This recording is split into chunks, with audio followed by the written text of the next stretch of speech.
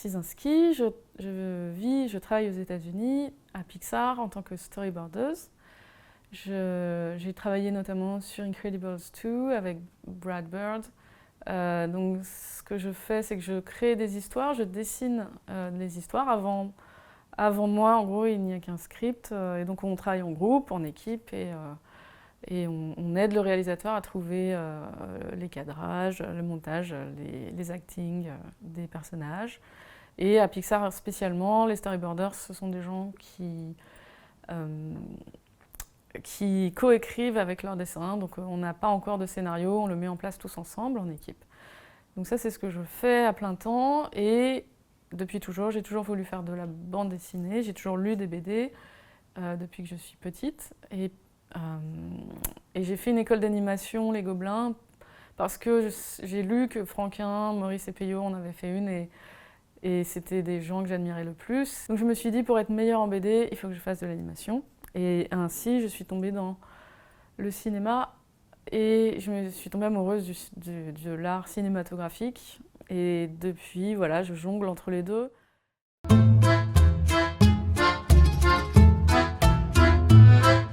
Il est très naturel. Je fais des BD comme je respire depuis que j'ai 6 ans. Je fais des BD. J'en ai fait une à 6 ans de 12 pages, à 8 ans de 50. C'est assez simple pour moi, mon rapport à la BD.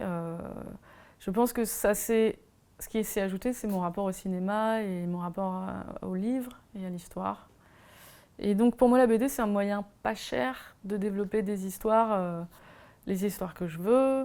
C'est un moyen d'être libre. C'est pour ça que j'ai fait ça à côté de mon boulot. J'apprends énormément à mon boulot, mais je me sers de mes BD pour explorer ma propre pensée, mes propres questions.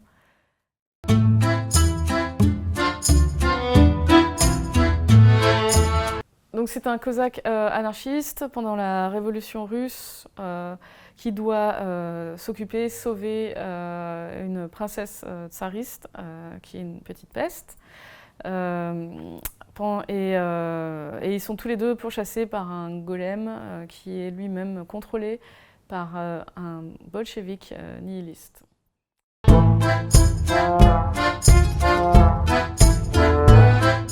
Je suis d'une famille d'origine juive, biélorusse, polonaise. Donc je pense qu'il y a quelque chose qui m'attire dans ce pays, que je suis assez contente de ne pas aller voir moi-même, parce que j'aime bien l'idée aussi que c'est un fantasme que je ne connais pas vraiment. Par contre, j'ai nourri énormément d'imaginaire par rapport aux livres, à la littérature russe et à l'histoire de la Russie. Je pense que il y a quelque chose qui m'attire dans la profondeur des écrivains russes, dans la profondeur de la pensée russe en général, dans le fait qu'ils sont un peu un reflet comme un négatif de film de notre propre époque, de notre propre monde. Ils ont énormément de réponses à nous donner ou de questions à nous poser au travers de leur histoire.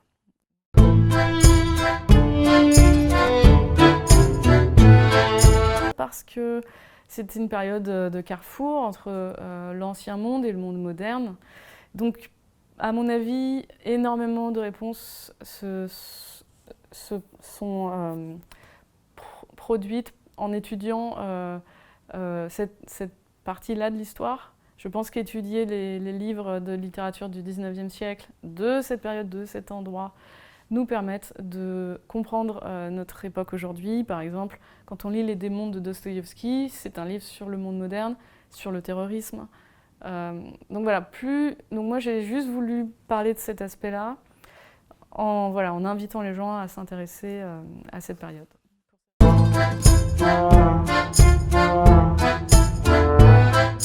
C'est énormément de romans russes, de littérature russe et de livres d'histoire sur la Russie.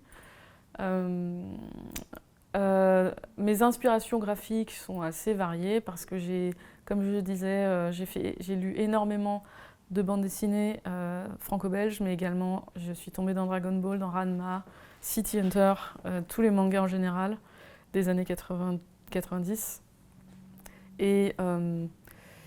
Et j'ai fait de l'histoire de l'art. J'ai aussi vécu 1 an au Japon quand j'avais 15 ans. Donc j'ai un peu un mix de tout ça. Je ne vois pas de problème à mélanger des graphismes assez peu réalistes avec une histoire qui ne l'est pas tellement d'ailleurs, mais qui est quand même assez profonde et sérieuse à certains moments, et alterner avec des moments assez marrants. D'autres inspirations également, comme que j'ai eu plus récemment, ce sont les films. Hein, tous les grands films, Kieslowski, Wong Kar-wai, tous les grands cinéastes, Kubrick, Kurosawa bien sûr. Je pense que ça a beaucoup joué dans ma manière de coloriser cette BD. Parce que je voulais une ambiance très noir et blanc, photo de l'entre-deux-guerres, et aussi très voilà, constructiviste, très Murnau, très voilà.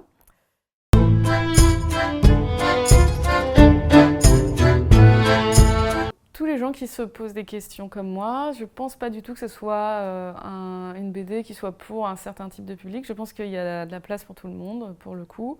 Il y a, si pour des adolescents, je pense que ça peut vraiment les intéresser, parce qu'il y a vraiment ce côté un peu cartoon de mon dessin, du ton de certaines séquences. Mais en réalité, j'essaye vraiment d'aller beaucoup plus loin que ça.